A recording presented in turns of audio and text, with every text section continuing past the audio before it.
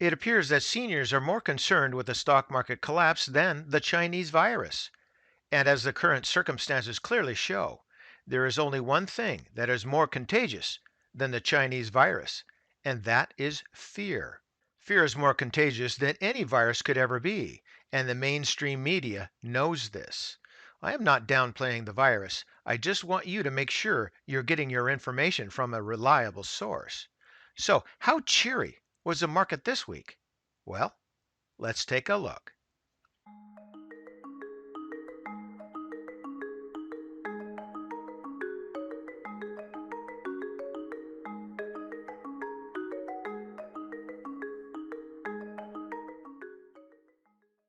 Back in December, someone in China reportedly made bat soup. At least that's the official story. And now, the rest is history. As we experienced, the global equity markets lost about $24 trillion in value. That's more than the annual GDP of the United States.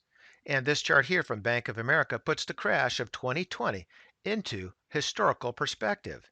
As it shows, and as we experienced, the U.S. stock market crashed faster than both the Great Depression and Black Monday. In terms of the total drawdown, the crash of 2020 is now worse than 1929.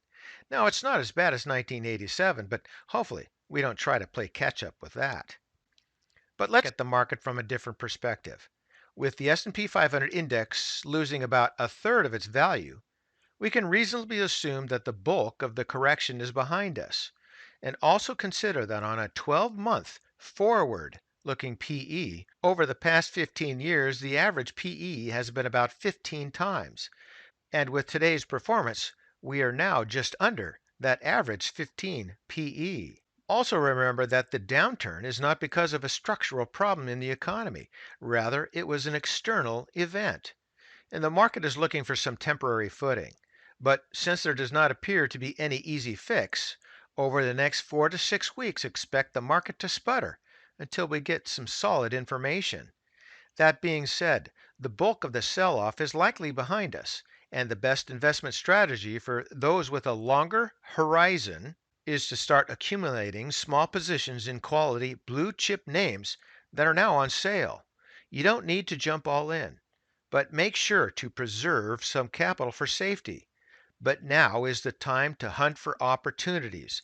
There's blood in the streets, and you know the old saying. So let's now take a look at our charts.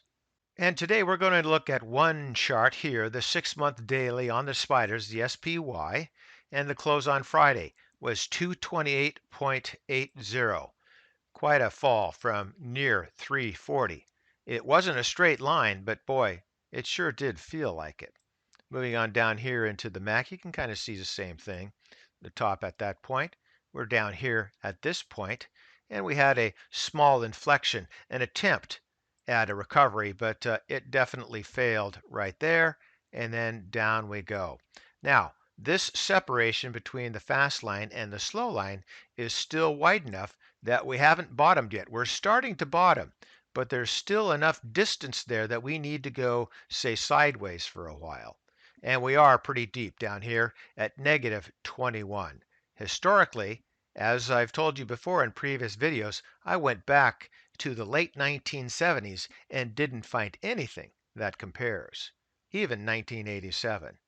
Moving down here into the histogram, you can see the attempt, the failure, and then of course the second drawdown. But here you can see that we are trying to bottom in this area here.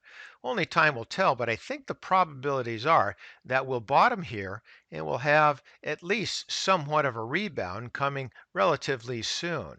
You can see the improvement there in the price rate of change, bottoming here in that area with the fast line moving above the slow line, but we are still way negative, negative 67.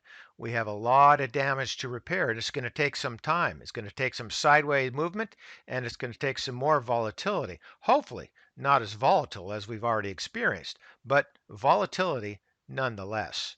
Moving here into the relative strength, same thing, maximum negativity there, some improvement, but you can see that the bottoming is trying to happen here in that area. We got a ways to go before we hit that midline or 50 line. A lot of these oscillators are going to show the same thing. Stochastics right there, and then the volume, big mound. Now, if this is a bell curve, we're definitely probably over halfway, and we'll see how we come on down on the back side of that. Into the Williams, same thing. We hit negative 99.03 today, so that's saying we still are very, very weak. Yeah, you needed me to tell you that? I think we all feel the same. But hopefully it can bottom here, and as some of the other oscillators show, hopefully recover. I think that's the slight probability. Back on up here to the price chart. If we can bottom here, I think we do go sideways for a while. Again, the difference between the fast line and the slow line on that MAC needs to repair, which means we're going to sputter along here for a while before we do have a meaningful rebound. But you never know, given the current environment. At least let's hope for some footing, better footing here in the market, and then a rebound hopefully coming soon. Once again, blood is in the streets. Look for those opportunities. First, you have to have the cash. Hopefully, you had the cash. Now, you need to spot the opportunities, and then you need to take advantage of those opportunities. You have to stick your toe in and start buying here real soon. And for today, that's ChewDog Charts. Thank you.